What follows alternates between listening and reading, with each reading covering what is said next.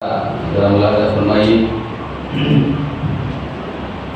اللہ سبحانہ و تعالیٰ نے فرمایا انما یعمر مساجد اللہ، مسجدیں اللہ کی صرف وہ بناتے ہیں من آمن باللہ، جو اللہ پر ایمان لاتے ہیں، والیوم الآخر، اور آخرت کے دن پر ایمان لاتے ہیں، واقام الصلاۃ، اور نماز قائم کرتے ہیں، وآتى الزکاۃ، اور زکوٰۃ ادا کرتے ہیں، ولم یخش الا اللہ، اور نہیں ڈرتے سوائے اللہ کے، فعسیٰ، بہت قریب ہے، اولئک، کہ یہ لوگ، ان یکونوا من المہتدین، کہ یہ لوگ ہدایت پانے والوں میں سے ہوتے ہیں۔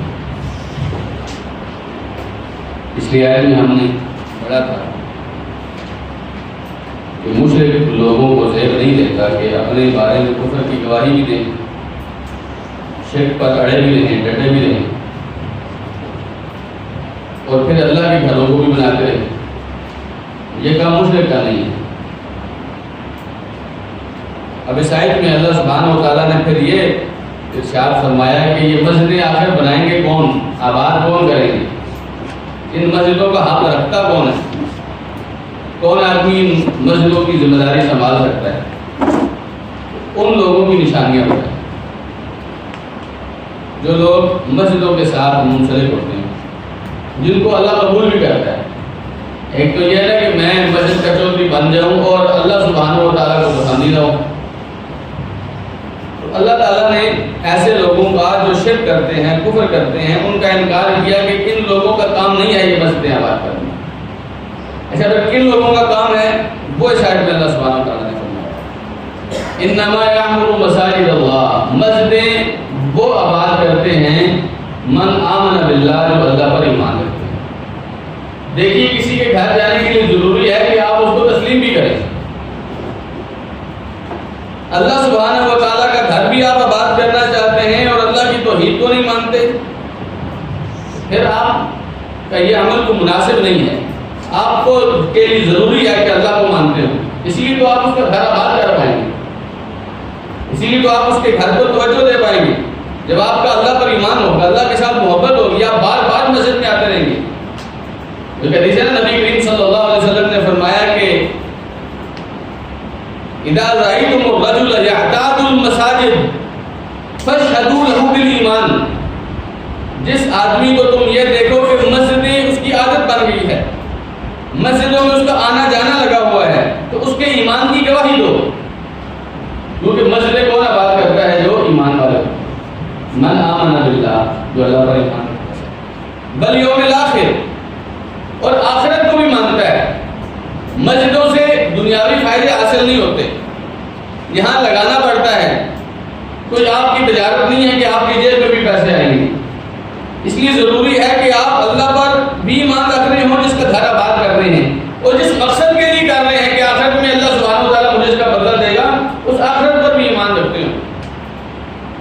ہمارے ہاں اگر آپ کو مساجد میں انتظامیہ کے حوالے سے گھپلے نظر آتے ہیں، کرپشن نظر آتی ہے، یہ جو ہم نے مقولہ بنایا ہوا ہے کہ مسجدیں دکانوں کی مانند ہوتی ہیں اور مدرسے فیکٹریوں کی مانند ہوتے ہیں، یہ کچھ لوگوں کے ایسے کرتوت ہیں جس کی وجہ سے ایسے معاملات بن گئے ہیں، لیکن زیادہ تر لوگ انشاءاللہ اللہ سبحانہ و تعالیٰ سے امید ہے کہ وہ خیر والے لوگ ہوں گے۔ لیکن یہ کب آپ کے اندر خاصیت پیدا ہوگی کہ آپ اللہ کے گھروں کی آباد کاری کے دوران لوگوں کی جیبوں کی بجائے آخرت پر ایمان رکھیں، آخرت کی طرف توجہ دیں۔ آپ یہ جو نمازیں پڑھنے کے لیے یا پڑھانے کے لیے یا اذانیں دینے کے لیے آتے ہیں اور بار بار مسجد کا چکر لگاتے ہیں، کس لیے؟ تاکہ میری آخرت اچھی ہو جائے، تب آپ مسجد کو آباد کر پائیں گے۔ لیکن اگر آپ نے مسجد کو اپنی دکان بنایا ہوا ہے، مسجد کو اپنی ٹھیکیداری کا ذریعہ بنایا ہوا ہے، مسجد کے اندر آپ نے اپنی اجارہ داری قائم کی ہوئی ہے، اور آپ کہیں کہ میں نے اپنے لیے مسجد بنائی ہے، پھر آپ مسجد کو آباد نہیں کر سکیں گے۔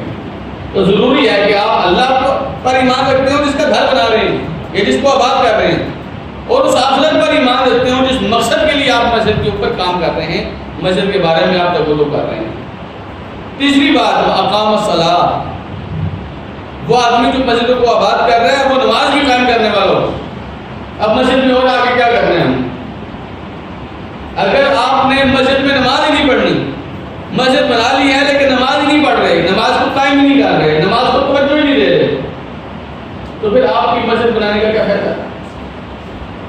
وہ بعض کہا تھا نا، مسجد تو بنا دی شب بھر میں ایمان کی حرارت والوں نے، من اپنا پرانا پاپی تھا برسوں سے نمازی بن نہ سکے، تو صورتحال یہ ہو جائے گی۔ پھر آپ نے مسجد بنائی ہے، بلڈنگ بنائی ہے، عمارت بنائی ہے، لیکن اس مسجد سے آپ نے وہ فائدہ نہیں حاصل کیا، نماز ہی نہیں آپ نے پڑھی، آپ نمازی نہیں ہیں یہاں کے، تو ایسا نہیں۔ مسجدوں کو آباد وہ کرتے ہیں جو بار بار فجر کے وقت، ظہر کے وقت، عصر کے وقت، مغرب کے وقت، عشاء کے وقت اللہ کے گھروں میں چکر لگاتے رہتے ہیں، باہر کا زکوٰۃ اور زکوٰۃ ادا کرتے ہیں۔ اب لازمی بات ہے مسجد میں جب آپ کام کریں گے تو پیسے تو لگانے پڑیں گے، تو مسجد کی آبادی کے لیے اگر آپ دل کے کھلے ہیں تب آپ مسجد کو آباد کرنے میں اپنا حق ادا کر سکتے ہیں۔ فرمایا اللہ سبحانہ وتعالیٰ نے 5ویں صفت یہ ہے، وَلَمْ يَخْشَ إِلَّا اللَّهُ، مسجدوں کو آباد کرنے والے وہ لوگ ہیں جو اللہ کے علاوہ کسی سے نہیں کرتے۔ اگر آپ مسجد کی طرف آ رہے ہیں اور آپ کے راستے سے کالی بلی گزر گئی اور آپ یہ سوچ کے اس چیز سے ڈر گئے کہ اب میرا اگر جانا درست نہیں ہے واپس چلے جائیں گے، تو آپ نے کب مسجد کو آباد کرنا ہے؟ موجودہ صورتحال بڑی بہترین مثال ہے اس بات کی۔ جب آپ حکومتوں سے ڈریں گے، آپ طاغوتوں سے ڈریں گے، آپ مسجدوں کے بارے میں غلط پروپیگنڈوں سے ڈریں گے، پھر آپ مسجد کو آباد نہیں کر سکیں گے۔ مسجد کو آباد کرنے والے وہ لوگ ہیں جو توکل کرتے ہیں اللہ پر، اللہ کے علاوہ کسی سے نہیں کرتے۔ تو یہ 5 صفات ان لوگوں کی ہیں جو مسجدوں کو آباد کرنے والے ہیں۔ اگر آپ اللہ پر ایمان نہیں رکھتے، یا آخرت پر ایمان نہیں رکھتے، یا نماز قائم نہیں کر سکتے، یا زکوٰۃ نہیں دے رہے، جیب سے کچھ خرچ کرنے والے نہیں ہیں، اور یا اللہ کے علاوہ کسی غیر سے ڈرتے ہیں، پھر آپ مسجدوں کو رخ نہیں کریں گے۔ آپ دیکھ لیں، لوگ اس غرض سے کہ میری بھینس مر نہ جائے سرکار کی دربار پہ جا کر دودھ چڑھاتے ہیں، لیکن اللہ کے دربار پہ آ کے سجدہ نہیں کرتے، کیونکہ وہ اللہ سے نہیں کرتے، کسی غیر سے ڈرتے ہیں۔ جب وہ اللہ سے ڈرتے ہوتے ہیں نا، انہیں اس کی ضرورت نہیں تھی۔ بات سمجھیے، مجھے یہاں ایک واقعہ یاد آتا ہے کہ شیخ طیب الرحمن زیدی حافظہ اللہ، ان کی مسجد میں ایک ہمارے بڑے پیارے بھائی تھے، مرسلین بھائی، G12 اسلام آباد میں رہتے ہیں۔ انہوں نے مجھے اپنا واقعہ سنایا، کہنے لگے جب میں قرآن و سنت کی طرف مائل ہوا، ان کے ساتھ وہ گولڑے والے دربار بڑا مشہور ہے، کہنے لگے اس سارے سلسلے کو میں چھوڑ کر قرآن و سنت کی طرف مائل ہوا، اور جس دربار پر میری بھینسوں کا کام تھا، تو میری بھینسوں کا دودھ جاتا تھا دربار پر۔ اب جب میں نے توحید کو قبول کیا، قرآن و سنت کی دعوت کو قبول کیا، تو اب لازمی بات ہے کہ غیر اللہ کے نام پہ دودھ تو نہیں جائے گا ہمارے گھر سے۔ تو کہنے لگے کہ میری بھینسوں کا دودھ کڑوا ہو گیا، کڑوا دودھ۔ وہ دودھ میں لے کر کہنے لگے کہ شیخ طیب الرحمن زیدی حافظہ اللہ کے پاس گیا، اور میں نے کہا کہ یہ دیکھیں جی دودھ سے مکھن بنایا ہے، اس کو ذرا چکھیں۔ کہنے لگے جب چکھا تو کڑوا مکھن۔ اب کہنے لگے کہ اب کیا کریں؟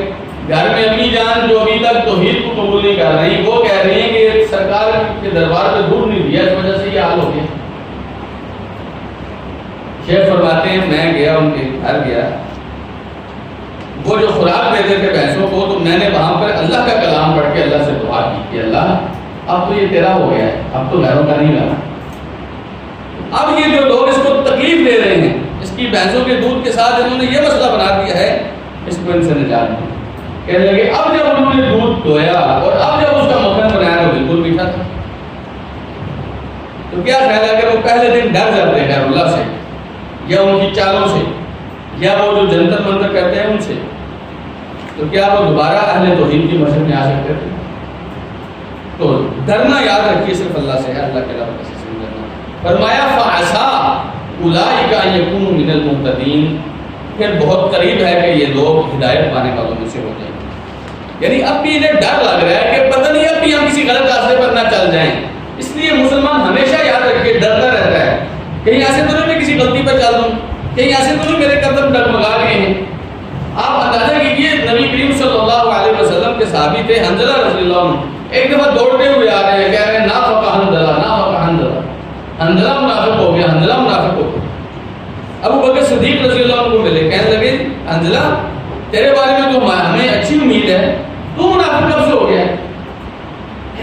میں نے کئی دفعہ غور کیا، میں مسجد میں ہوتا ہوں رسول اکرم صلی اللہ علیہ وسلم کے پاس، تو پیارے پیغمبر صلی اللہ علیہ وسلم جنت کا تذکرہ کرتے ہیں، جہنم سے ڈراتے ہیں، ہمارا ایمان تو آسمانوں تک پہنچ جاتا ہے، لیکن جب ہم گھروں میں واپس جاتے ہیں تو وہی بیوی بچے ہوتے ہیں، وہی گھر کی رونقیں ہوتی ہیں، ان میں مگن ہو جاتے ہیں، ہمارے ایمان کی وہ کیفیت نہیں رہتی جو نبی کریم صلی اللہ علیہ وسلم کی مجلس میں ہوتی ہے۔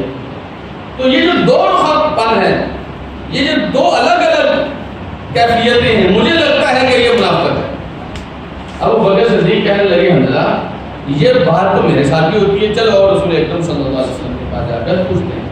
اب ان صحابہ کو ڈر ہے کہ پتہ نہیں ہمارا ایمان باقی بھی ہے کہ نہیں، پتہ نہیں کیا ہو گیا ہمیں سے۔ تو جب آپ ہمیشہ ڈر رہے ہوں اس بات سے کہ کہیں میرے ایمان میں کوئی کمی واقع نہ ہو جائے، سمجھیے کہ اللہ سبحانہ و تعالیٰ نے آپ کو صحیح راستے کی توفیق دی ہوئی ہے۔ اگر آپ بے خوف ہو جائیں کہ میں تو بس، بعض لوگ ہوتے ہیں میرا تو عقیدہ اتنا بہترین ہے، میرے تو اعمال، میرے تو نمازوں کی کمی، کسی چیز کی کوئی ضرورت ہی نہیں، بے خوف ہو گیا، ایسے آدمی کامیاب نہیں ہو سکتے۔ جو آدمی ہمیشہ اس شش و پنج میں رہتے ہیں اور نیکی کی کوشش کرتے رہتے ہیں، یہ نہیں میں کہتا کہ شکوک و شبہات میں مبتلا رہتے ہیں، صرف اس لیے اس خوف میں مبتلا رہتے ہیں کہ اللہ تعالیٰ کہیں میرے ایمان کو ضائع نہ کر دے، میرے ایمان میں کمی واقع نہ ہو جائے، اس خوف میں وہ آگے بڑھتے رہتے ہیں، آگے بڑھنے کی کوشش کرتے رہتے ہیں۔ اللہ تعالیٰ نے جو ہے فَعَسَىٰ أُولَٰئِكَ أَن يَكُونُوا مِنَ الْمُهْتَدِينَ، بہت ممکن ہے کہ یہ لوگ ہدایت پانے والوں میں سے ہوں۔ 19 نمبر آیت دیکھیے، اللہ سبحانہ وتعالیٰ نے فرمایا اجعلتم سقایۃ الحاج وعمارۃ المسجد الحرام، کیا تم نے بنا دیا ہے حاجیوں کو پانی پلانا اور مسجد حرام کی تعمیر کرنا، کمن آمن باللہ، اس کی طرح جو اللہ پر ایمان لایا، بالیوم الآخر، اور آخرت پر ایمان لایا، وجاہد فی سبیل اللہ، اور اللہ کے راستے میں جہاد کیا، لا یستوون عند اللہ، یہ اللہ کے ہاں برابر نہیں ہے، واللہ لا یہدی القوم الظالمین، اور اللہ تعالیٰ ظالم قوم کو ہدایت نہیں دیتا ہے۔ یہ اصل میں صحیح مسلم کی ایک حدیث ہے، نبی کریم صلی اللہ علیہ وسلم کے صحابہ تھے، وہ آپس میں یہ گفتگو کر رہے تھے کہ افضل اعمال کون سے ہیں، سب سے بہتر اعمال کون سے ہیں۔ وہ لوگ ہمیشہ اس طبیعت کے تھے، ہمیشہ یہ سوچتے رہتے تھے کہ ہم زیادہ سے زیادہ بہتر عمل کون سا کر سکتے ہیں۔ تھوڑا سا مجھے آپ اگر اجازت دیں تو میں اپنے معاشرے کے ساتھ اس کو کمپیئر کروں۔ ہماری کیا کوشش ہوتی ہے کہ رخصتیں کسی طرح مل جائیں، معاشرہ اس طرح بھی چل جاتا ہے نا، اس طرح بھی کوئی حرج کی بات تو نہیں نا، یہ حرام تو نہیں نا جی، یہ بتائیں جی۔ مطلب ہم ہمیشہ کوشش کرتے ہیں کہ ہم پیچھے رہیں۔ صحابہ کرام کی گفتگو مجلس میں بیٹھے ہیں، گفتگو کے ساتھ بات کی ہو رہی ہے، افضل ترین عمل کون سا ہے؟ اب کچھ لوگ کہنے لگے کہ سب سے افضل عمل یہ ہے کہ حاجیوں کو پانی پلایا، کچھ لوگ کہنے لگے کہ سب سے بہتر عمل یہ ہے کہ بیت اللہ کی تعمیر کی جائے، مسجد حرام کی تعمیر، اس میں اپنا حصہ ڈالا جائے جتنا ہو سکتا ہے۔ کچھ کہنے لگے کہ جو سب سے بہتر عمل ہے وہ جہاد فی سبیل اللہ ہے، کافروں کو قتل کرو، بتوں کو توڑو، اللہ کے دین کو بلند کرو، یہ سب سے بہتر عمل ہے۔ ان کی آپس میں اس گفتگو نے تکرار کا انداز اختیار کیا اور آواز تھوڑی بڑھ گئی، تو سیدنا عمر رضی اللہ تعالی عنہ ان کو ڈانٹنے لگے کہ رسول اکرم صلی اللہ علیہ وسلم کے منبر کے پاس بیٹھ کر تم کتنی اونچی اونچی آواز میں باتیں کر رہے ہو، چپ ہو جاؤ، میں نبی کریم صلی اللہ علیہ وسلم کے پاس جاؤں گا، آپ سے پوچھ لوں گا۔ جب عمر رضی اللہ عنہ نبی کریم صلی اللہ علیہ وسلم کے پاس گئے تو اس وقت یہ والی آیتیں نازل ہوئیں، کیا تم نے حاجیوں کو پانی پلانا اور مسجد حرام کی تعمیر اس آدمی کی طرح سمجھ رکھی جو ایمان لے کے آئے اللہ پر اور آخرت پر اور جہاد کر رہا ہے اللہ کے راستے میں؟ اللہ کے آئے برابر نہیں ہو سکتی۔ تھوڑی دیر کے لیے سوچیے، حاجیوں کو پانی پلانا، آپ کو وہ حدیثیں یاد ہے، نبی کریم صلی اللہ علیہ وسلم نے فرمایا ایک آدمی تھا پرانے وقتوں میں، صحیح بخاری مسلم کی حدیث ہے، آپ نے فرمایا ایک آدمی تھا، وہ راستے سے گزر رہا تھا، اسے سخت پیاس لگی، وہ کنویں میں ہوتا ہے، اس نے پانی پیا، باہر نکلا تو اس نے دیکھا ایک کتا ہے جو اپنی زبان باہر نکالے وہ ہانپ رہا ہے پیاس کی وجہ سے۔ وہ کہنے لگا کہ بلکہ وہ کیچڑ کھا رہا تھا، کیچڑ کو چاٹ رہا تھا۔ اس نے سوچا کہ جس پیاس کی وجہ سے میں کنویں میں گیا ہوں اس کتے کو بھی وہی پیاس لگی۔ اس نے کیا کیا، دوبارہ کنویں میں گیا، اس اس کے پاس کوئی برتن نہیں تھا، اپنا موزہ اتارا، موزے کو پانی سے بھرا اور آپ کے کتے کو پانی پلایا۔ پانی کس کو پلایا جی؟ کتے کو۔ نبی کریم صلی اللہ علیہ وسلم نے فرمایا فشکر اللہ لہ، اللہ تعالیٰ نے اس کے اس عمل کی اتنی قدر کی، فغفر لہ، اسے اللہ تعالیٰ نے معاف کر دیا۔ ایک کتے کو پانی پلایا، پیاسے کتے کو، اس کو اللہ تعالیٰ نے معاف کر دیا۔ صحابہ کرام نے پوچھا یا رسول اللہ کیا ان جانوروں کو پانی پلانے سے بھی ہمیں ثواب ملتا ہے؟ آپ نے فرمایا فی کل کبد رطبۃ اجر، جس جانور کے دل میں بھی جگر ہے، یعنی جس کے سینے میں دل ہے، جسے احساس ہوتا ہے، اسے پانی پلانے میں اللہ اجر دیتا ہے۔ اسی طرح اس سے بھی ایک عجیب حدیث، ایک عورت تھی، زانیہ بدکارہ عورت تھی، اس نے ایک کتے کو پانی پلایا۔ وہ کتا کنویں کے ارد گرد چکر لگا رہا تھا کہ میں کس طرح اس کنویں میں پانی پیوں، تو وہ بنی اسرائیل کی عورت تھی، اس نے اس کنویں میں سے پانی نکالا اور اس کتے کو پلایا۔ اللہ سبحانہ و تعالیٰ نے اس عورت کو، بدکارہ زانیہ عورت تھی، اس کتے کو پانی پلانے کی وجہ سے معاف کر دیا۔ تو یہاں بات کس کی چل رہی ہے؟ حاجیوں کو پانی پلانا۔ نبی کریم صلی اللہ علیہ وسلم نے فرمایا ایما مسلم سقا مسلما علی ظمأ سقاہ اللہ من الرحیق المختوم، کوئی بھی مسلمان کسی مسلمان کو پیاس پر پانی پلائے، مسلمان کو پیاس لگی، اس نے جا کے اس کو پانی پلایا، فرمایا اللہ تعالیٰ مہر لگی ہوئی شراب اس کو پلایا کرتے ہیں، ایک عام مسلمان کو۔ لیکن یہاں بات کس کی ہو رہی ہے؟ حاجیوں کو پانی پلانا۔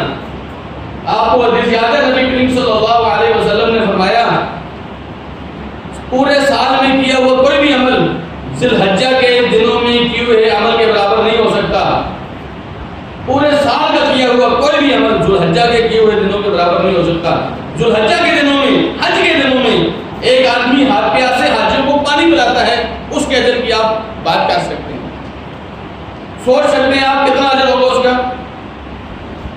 اسی طرح وعمارت المسجد الحرام، مسجد حرام کی تعمیر، مسجد حرام جو ساری مساجد کی ماں ہے، جسے اللہ نے زمین پر سب سے پہلے اپنا گھر قرار دیا، ان اول بیت وضع للناس للذی ببکۃ مبارکہ، سب سے پہلا گھر جو اللہ نے بنایا ہے وہ جو مکے کے اندر ہے، مبارک گھر، اس مسجد حرام کی تعمیر، جس کی تعمیر کے لیے اللہ تعالیٰ نے دو نبیوں کو، ابراہیم اور اسماعیل علیہ السلام کو بھیجا، وَإِذْ يَرْفَعُ إِبْرَاهِيمُ الْقَوَاعِدَ مِنَ الْبَيْتِ وَإِسْمَاعِيلُ، اور وہ دونوں اللہ سے دعائیں کر رہے ہیں ربنا تقبل منا، اللہ اور نیکیاں بھی ہیں لیکن اے اللہ یہ والی نیکی ہم سے قبول کر لے، ربنا تقبل منا، اے اللہ ہم سے یہ قبول کر لے، انک انت السمیع العلیم۔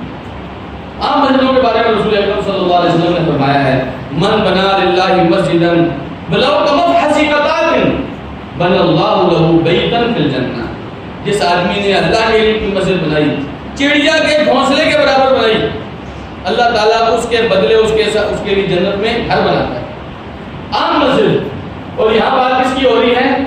بیت اللہ الحرام کی تعمیر کی بات ہو رہی ہے۔ فرمایا تم نے حاجیوں کو پانی پلانا اور بیت اللہ کی تعمیر کرنا اس آدمی کے برابر کر رکھا ہے جو آدمی اللہ پر ایمان لاتا ہے، جو آخرت پر ایمان لاتا ہے۔ یہ تو اللہ کو مانتے نہیں ہیں، اللہ کے ساتھ شرک کرتے ہیں، اللہ وحدہ لا شریک کے ساتھ کہتے ہیں لبیک اللہم لبیک لا شریک لک لبیک الا شریکا، اللہ تیرا کوئی شریک نہیں لیکن ایک شریک ہے، وہ تملکہ وما ملک، اس کا بھی مالک تو ہی ہے اور وہ جس کا مالک ہے اس کا بھی مالک تو ہی ہے، لیکن شریک بناتے تھے۔ اللہ تعالیٰ نے فرمایا تمہارا حاجیوں کو پانی پلانا، تمہارا بیت اللہ کی تعمیر کرنا سب الگ ہے، لیکن اس آدمی کی طرح نہیں ہے جو اللہ پر اور آخرت پر ایمان لاتا ہے۔ بجاہد فی سبیل اللہ، اور اللہ کے راستے میں جہاد کرتا ہے، اللہ سبحانہ و تعالیٰ کے راستے میں کیا کرتا ہے؟ جہاد کرتا ہے۔ فرمایا اللہ سبحانہ و تعالیٰ نے لا یستوون عند اللہ، یہ دونوں اللہ کے ہاں برابر نہیں ہو سکتے۔ ہمارے ہاں ایک ٹرینڈ چل گیا ہے، مولوی حضرات نے کیا کیا، میٹھا میٹھا اسلام بیان کرو، کسی کو کچھ نہ کہو، ٹھیک ہے ہم کسی کو کچھ نہیں کہتے، لیکن کیا قرآن و حدیث بیان کرنا بھی جرم ہے؟ ہمارے ہاں کسی بدکار عورت کو، کسی خراب عورت کو جس کے پاس ایمان نہیں ہے، اس کو یہ سمجھ لیا جاتا ہے کہ اس نے بڑا خرچ کیا ہے، اس نے بڑے پیسے لگائے ہیں، اس نے نیکی کے بڑے کام کیے ہیں، اگرچہ ایمان نہیں لائی تو یہ بڑی اونچی عورت ہے، مسلمانوں سے بھی بہت آگے ہے، نہیں۔ اللہ تعالیٰ نے فرمایا وہ عورت اگر حاجیوں کو پانی پلائے، اللہ کے گھر کے مہمانوں کو پانی پلائے، اللہ کے گھر کو تعمیر کرنے میں پیسہ لگائے، وہ آدمی وہ ساری دنیا کی نیکیاں کمائے، لیکن اگر اللہ پر ایمان نہیں ہے، آخرت کو مانتا نہیں ہے، اللہ کے راستے میں جہاد نہیں کرتا، دیکھیے نا جی، ایک آدمی اپنے لیے کوشش کرتا ہے، ایک اللہ کے راستے کے لیے کوشش کرتا ہے، دونوں برابر کیسے ہو سکتے ہیں؟ تو میں لا یستوون عند اللہ، یہ اللہ کے ہاں برابر نہیں ہو سکتے۔ واللہ لا یہدی القوم الظالمین، اللہ سبحانہ و تعالیٰ ایسے ظالموں کو ہدایت نہیں دیتا جن ظالموں نے ایمان باللہ، ایمان بالآخرت اور جہاد کو پانی پلانے اور بیت اللہ کی تعمیر کرنے کے برابر سمجھتے۔ میں نے آپ کے سامنے وہ اجر رکھا، لیکن وہ اس وقت ہے جب آپ کے پاس ایمان ہوگا اللہ پر، آخرت پر، اور ساتھ جہاد فی سبیل اللہ ہوگا، پھر آپ حاجیوں کو بھی پانی پلائیے، پھر آپ بیت اللہ کی تعمیر بھی کیجیے، اس کی اجر کا کوئی برابر نہیں ہے۔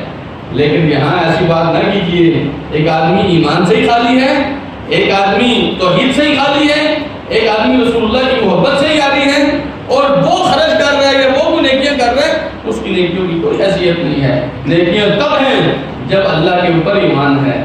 میں نے کل بھی ذکر کیا تھا، اعمال تب قبول ہوتے ہیں جب آپ اللہ کے ساتھ تعلق بنا کے رکھیں۔ اللہ کو نہیں مانتے، اللہ کو ایک ہی نہیں مانتے، پھر میرے اور آپ کے اعمال کی حیثیت کوئی نہیں۔ پہلے اس کو سنبھالیے، پہلے نبی کریم صلی اللہ علیہ وسلم کی سیرت سے کیا بات معلوم ہوتی ہے؟ کیا نبی علیہ السلام جس معاشرے میں مبعوث ہوئے بڑا پاکیزہ معاشرہ تھا؟ نہیں، چوریاں وہ کرتے تھے، ڈاکے وہ مارتے تھے، مظلوموں کا حق وہ کھاتے تھے، کمزوروں کا حق وہ مارتے تھے، بدکاریاں وہ کرتے تھے، بچیوں کو زندہ ترغور وہ کرتے تھے۔ لیکن نبی کریم صلی اللہ علیہ وسلم نے آ کر بات شروع کہاں سے کی؟ لا الہ الا اللہ، قولوا لا الہ الا اللہ، کیونکہ آپ جانتے تھے اگر انہوں نے چوریاں بھی چھوڑ دی، جھوٹ بھی چھوڑ دیے، نمازیں بھی شروع کر دی، جہاد بھی شروع کر دیے، اللہ پر ایمان نہ لے کے آئے تو کیا فائدہ؟ بات سمجھ رہے ہیں؟ ایمان سب سے قیمتی ترین چیز ہے۔ آپ اللہ سبحانہ و تعالیٰ کے انداز سے اندازہ لگائیے، ان الذین آمنوا وعملوا الصالحات کانت لہم جنات الفردوس نزلا خالدین فیہا لا یبغون عنہ حولا، وہ ہمیشہ وہ لوگ جو ایمان لائے ہیں، نیک اعمال کیے ہیں، وہ جنات الفردوس کے اندر ہوں۔ تو فرق کیجیے دونوں کے اندر، یہ عقیدہ اور من سمجھیے اللہ سبحانہ و تعالیٰ کی طرف سے۔ فرمایا الذین آمنوا، اب دیکھیے اللہ کے ہاں بہتر کون سے لوگ ہیں؟ الذین آمنوا، وہ لوگ جو ایمان لے کے آئے ہیں، وہاجروا، اور انہوں نے اللہ کے لیے ہجرت کی، اللہ کے لیے ہجرت کی۔ وہ جو مکے میں ہیں البتہ وہ بیت اللہ کے قریب ہیں، اگرچہ وہ حاجیوں کو پانی پلانے کا کام کرتے ہیں، لیکن ایمان نہیں لائے، ہجرت نہیں کی۔ جو لوگ ایمان لائے اور ہجرت کی، وجاہدوا فی سبیل اللہ، اور اللہ کے راستے میں جہاد کیا، بِأَمْوَالِهِمْ، اپنے مال کے ساتھ بھی، وَأَنفُسِهِمْ، اور اپنے جانوں کے ساتھ بھی، اعظم درجۃ عند اللہ، اللہ کے ہاں سب سے بڑا درجے والے لوگ ہیں، وَأُولَٰئِكَ هُمُ الْفَائِزُونَ، یہی لوگ کامیاب ہیں، یہی لوگ کامیاب ہیں۔ کون کون سے؟ جو ایمان لائے ہیں۔ میں نے ذکر کیا کہ ایمان کی کیا فضیلت ہے، اور جو لوگ ہجرت کر رہے ہیں، اللہ سبحانہ و تعالیٰ نے قرآن مجید میں ایک مقام پہ فرمایا وَمَن يَخْرُجْ مِن بَيْتِهِ مُهَاجِرًا إِلَى اللَّهِ وَرَسُولِهِ ثُمَّ يُدْرِكْهُ الْمَوْتُ فَقَدْ وَقَعَ أَجْرُهُ عَلَى اللَّهِ، جو آدمی اللہ کے راستے میں ہجرت کرنے کے لیے نکلتا ہے، رسول اللہ کی طرف ہجرت کرتا ہے، پھر راستے میں اس کو موت آ جاتی ہے، فرمایا اس کا اجر کا اندازہ تم نہ لگاؤ، فَقَدْ وَقَعَ أَجْرُهُ عَلَى اللَّهِ، اس کا اجر اللہ کے ذمہ ہے، وَكَانَ اللَّهُ غَفُورًا رَحِيمًا، اللہ تعالیٰ بڑی بخشش والا بڑے رحم والا ہے۔ اور تیسرا کام کیا ہے؟ وَجَاهَدُوا فِي سَبِيلِ اللَّهِ، اللہ کے راستے میں جہاد کرنا۔ جہاد کرنا کتنا بڑا افضل ہے، اس کے بارے میں ہم کیا بات کریں اور آپ کے سامنے اس کی کیا فضیلت رکھیں۔ نبی کریم صلی اللہ علیہ وسلم نے فرمایا مثل المجاہد فی سبیل اللہ، وہ آدمی جو اللہ کے راستے میں جہاد کرتا ہے، کمثل الصائم القائم القانت بآیات اللہ لا یفتر من صیام ولا صلاۃ حتی یرجع المجاہد فی سبیل اللہ، ایک وہ آدمی جو اللہ کے راستے میں جہاد کے لیے نکلا ہے، اس کی مثال اس طرح ہے جس طرح ایک دوسرا آدمی ہے قیام کر رہا ہے، روزے رکھ رہا ہے، رات بھر اللہ کی آیتوں کی تلاوت کیے جا رہا ہے قیام کے اندر، ہیں جی، اور جب تک مجاہد واپس نہیں آتا مسلسل قیام ہی کیا جا رہا ہے، تہجدیں پڑھے جا رہا ہے، مسلسل روزے رکھ رہا ہے، یہ آدمی اس مجاہد کے برابر نہیں ہو سکتا جو مجاہد اللہ کے راستے میں نکلا ہے۔ بات سمجھ رہے ہیں؟ وہ آدمی جس نے مسلسل، کون کر سکتا ہے ایسے؟ ایک آدمی 6 مہینے جہاد کے لیے گیا، کہ آپ مسلسل روزے رکھ سکتے ہیں؟ مسلسل ہی اللہ کے سامنے کھڑے ہو کے قیام کیے جائیں، قرآن پڑھے جائیں اور کوئی کام نہ کریں، ایسا ممکن ہے؟ نہیں۔ جب ایسا ممکن نہیں ہے تو کوئی آدمی پھر مجاہد کے برابر بھی نہیں ہو سکتا۔ نبی کریم صلی اللہ علیہ وسلم نے فرمایا ان فی الجنت 100 درجہ، صحیح بخاری کی حدیث ہے، جنت میں 100 درجے ہیں۔ اعد اللہ للمجاہدین فی سبیل اللہ، وہ درجے اللہ نے مجاہدین کے لیے بنائے ہیں۔ ما بین الدرجتین کما بین السماء والارض، دونوں دو درجوں کے درمیان 100 درجے بنائے ہیں، لیکن ہر 2 درجوں کے درمیان اتنا فاصلہ ہے جتنا زمین اور آسمان کا فاصلہ ہے۔ 2 درجے جنت کے اتنا فاصلہ ہے جتنا زمین اور آسمان کا فاصلہ ہے۔ نبی کریم صلی اللہ علیہ وسلم نے فرمایا وَفَوْقَهُ عَرْشُ الرَّحْمَنِ، اور سب سے جب تم اللہ سے مانگو فرمایا فَاسْأَلُوهُ الْفِرْدَوْسَ، اللہ تعالیٰ سے جنت الفردوس مانگا کرو، فَإِنَّهُ أَوْسَطُ الْجَنَّةِ أَوْ أَعْلَى الْجَنَّةِ، یہ سب سے بہترین جنت ہے اور سب سے اعلیٰ، سب سے بلند جنت ہے۔ وَفَوْقَهُ عَرْشُ الرَّحْمَنِ، اس جنت کے اوپر اللہ کا عرش ہے، یعنی یہ اتنی اوپر درجے والی جنت ہے جس کے اوپر اللہ کا عرش ہے، اس کے اوپر اور جنت کوئی نہیں ہے۔ فرمایا وَمِنْهَا تُفَجَّرُ أَنْهَارُ الْجَنَّةِ، جنت الفردوس سے جنت کی ساری نہریں نکلتی ہیں، وہ جو آپ سنتے رہتے ہیں نا نیچے نہریں بہتی ہیں، وہ جنت الفردوس سے نکل کے آتی ہیں۔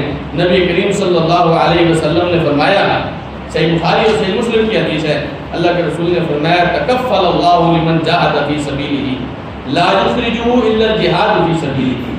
غور سے یہ حدیث سنیے، فرمایا اللہ تعالیٰ نے اس آدمی کی ذمہ داری اپنے سپرد کر لی ہے، اس آدمی کی ذمہ داری اللہ نے اٹھا لی ہے جو اللہ کے راستے میں جہاد کے لیے نکلتا ہے۔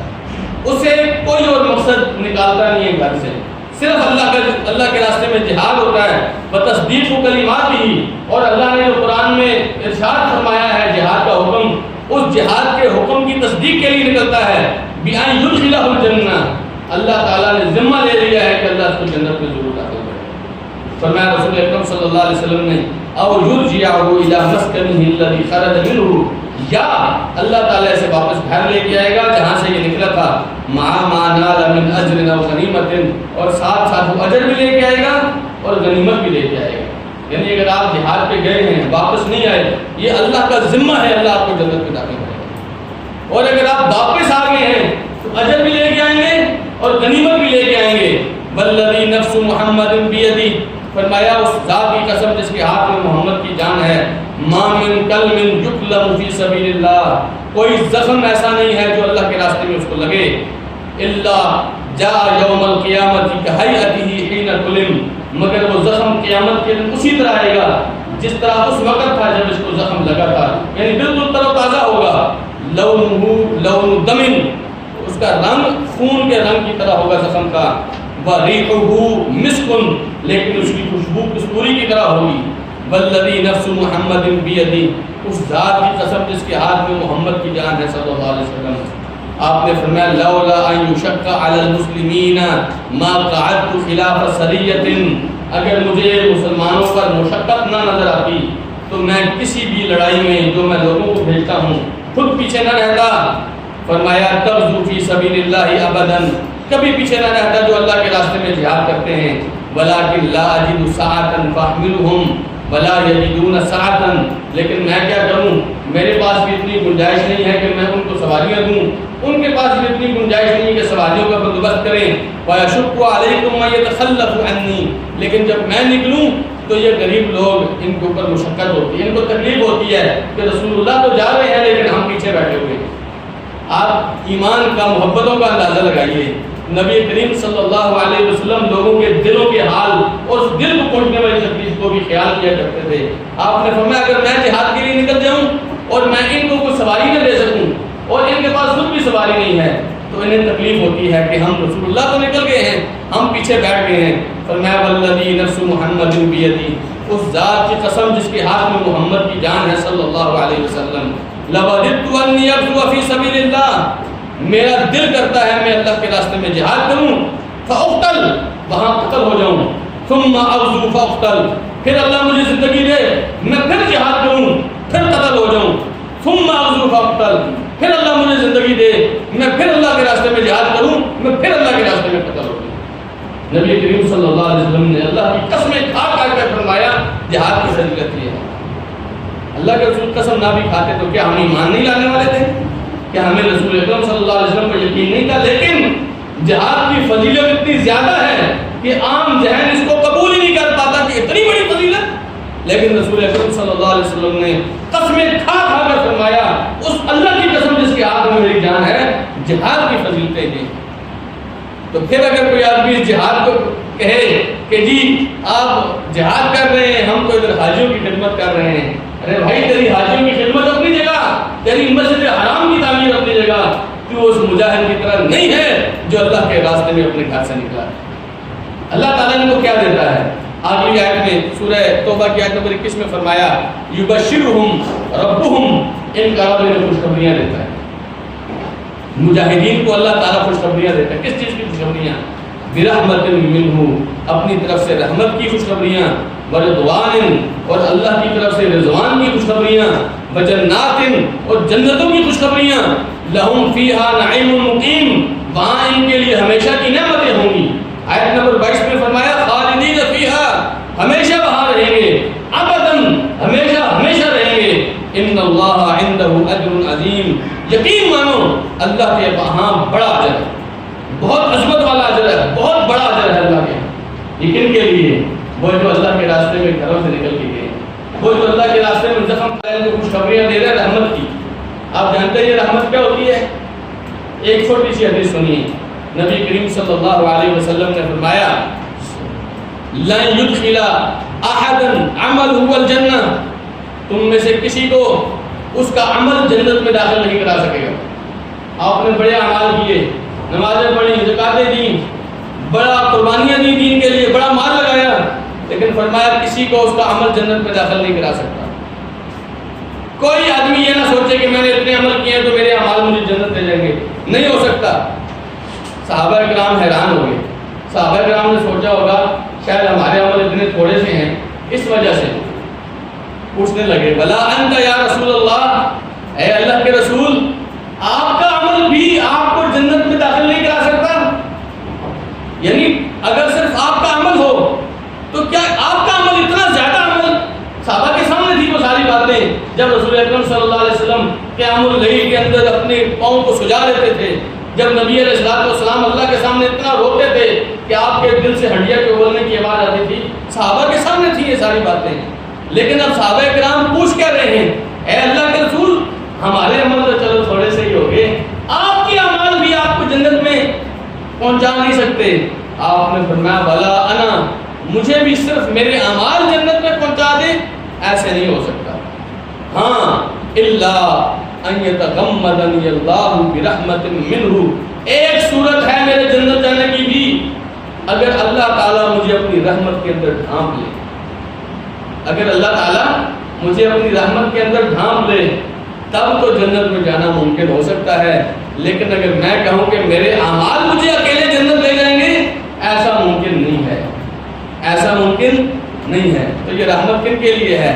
یبشرہم ربہم برحمت منہ، رب العالمین مجاہدین کو رحمتوں کی خوشخبریاں دے رہا ہے۔